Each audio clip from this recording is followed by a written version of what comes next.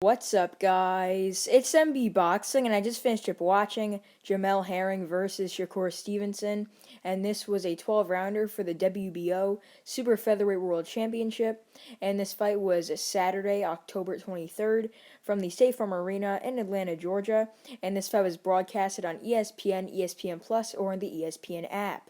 And in this fight, Shakur Stevenson was able to get a dominant 10th round technical knockout victory over Jamel Herring. What a win for Shakur Stevenson as he becomes a two-weight world champion. And now, he's the new WBO super featherweight world champion. I had the bout scored 89 to 82 in favor of Shakur Stevenson leading up to the stoppage. And I would presume, the scorecard should be around somewhere from 89-82, as I mentioned before, which is my scorecard, or 90 to 81.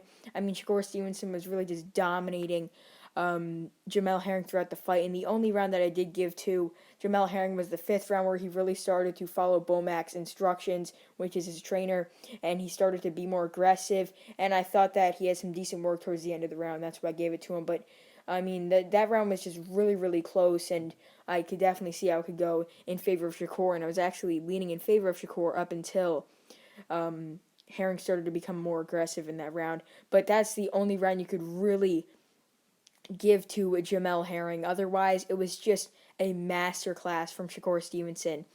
I'm going to be honest, Shakur Stevenson has some of the best awareness, reflexes, movement.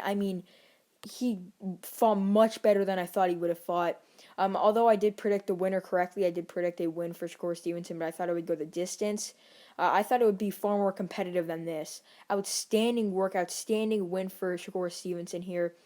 I got to be honest, I think he will absolutely dominate Oscar Valdez if they fight. I think he will dominate everyone at super featherweight. This victory, and especially the way he fought, really just opened up a new spot for Shakur Stevenson on, any of the rankings list anywhere. He really looked amazing in this fight. Outstanding defense, offense, showed that he has some type of power as well.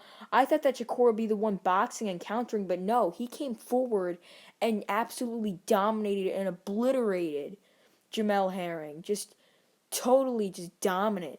And he was the one with the shorter arms, but his jabs were landing first because of that timing. When Jamel Herring would try and land a jab, he would just slip him, counter him to the head.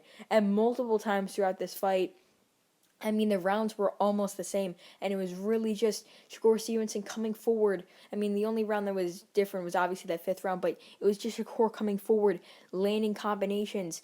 And even in the rounds later on, it seemed like Shakur was maybe just taking a bit of a rest break, but still, he would just dominate Jamel Herring. He'd land a flurry of combos, a flurry of punches, then he'd go back, counter Herring. Herring would try and land a right hand, he'd miss, then get countered again.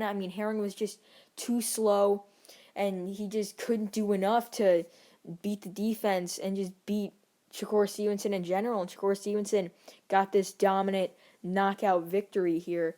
Excellent win, and he definitely proved the people wrong that thought he was either going to go the distance because he does have a quote-unquote boring style, but here he clearly showed that he could definitely fight coming forward, and he showed that last fight against Nakatia was pretty much a fluke, considering that he did tell the fans in his post-fight interview against Nakatia that he wasn't feeling good in that fight. That's why he just sort of boxed on the outside, and he felt that, that Nakatia could have hit him with a big shot, but here, he just came forward and, yeah, he proved the people wrong that wrote him off last fight, including myself. I thought that he would fight a pretty boring style, or quote-unquote boring style in this fight.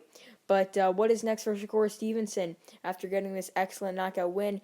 I think he's going to fight Oscar Valdez for a title unification, WBC and WBO world titles, and I think he will dominate Oscar Valdez.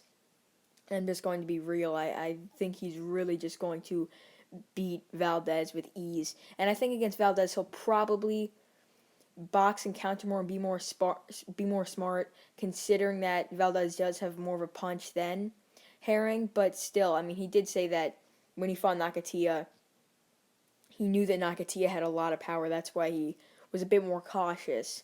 But, against Valdez, I could expect him to be more smart, but still, he'll definitely dominate Valdez. and really beat him to the punch almost every single time with his speed and defense, reflexes, etc. But now, what is next for Jamel Herring? I mean, he's 35 years old, losing for the third time. He might retire, but I still think he's got the goods. I still think he's a good fighter. He's definitely top 5 at super featherweight. But, I mean, I don't know if he's going to continue fighting because, as I mentioned before, he is 35 years old, now losing dominantly and getting stopped. So, I mean, I honestly don't know. It would really be a TBD, in my opinion, on what's next for Jamel Herring, because he could just do a lot of things. He could either just continue his career in fighting top guys at super featherweight, or he could just retire. So overall, Shakur Stevenson defeats and dethrones Jamel Herring, getting a 10th round technical knockout victory to become a two-weight world champion and to get his 17th victory, 9th by knockout. And yeah, that's really it. I'm MB Boxing. Thanks for watching, and I'll see you guys later.